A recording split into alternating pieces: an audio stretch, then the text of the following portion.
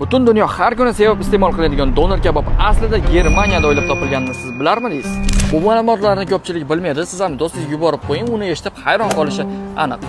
Hozir sizlar bilan donor tarixiga to'xtalib o'tamiz. To'g'ri, donor o'zi Germaniyada o'ylab topilgani bilan, lekin uni turk immigranti 1970-yillarda Qodir Nurmon o'ylab topgan.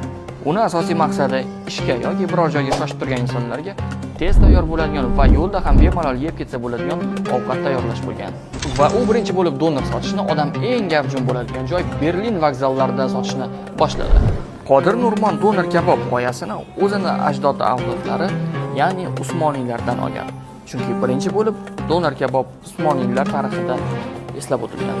Yupqa qilib kesilgan mol go'shti va dumba yog'ini qavatma-qavat qilib temirga taqib, uni past olovda uzoq vaqt davomida ichiga singitib pishirishni boshladi. Hozirgi kunga kelib uni mol go'shtidan tashqari tovuq go'shtidan ham tayyorlashadi.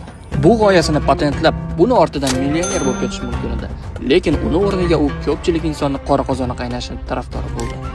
Ana endi siz ozmuncha bo'lsa-da donor tarixidan tushunchaga egasiz. Maza qilib donor go'sht yeymanganlar Cafe-Itselfga bemalol kelsanglar bo'ladi. Barchalarni Cafe-Itselfda kutamiz. Profilimizga obuna bo'lib, uni donorni yaxshi ko'radigan do'stingizga yuborib qo'yishni unutmang.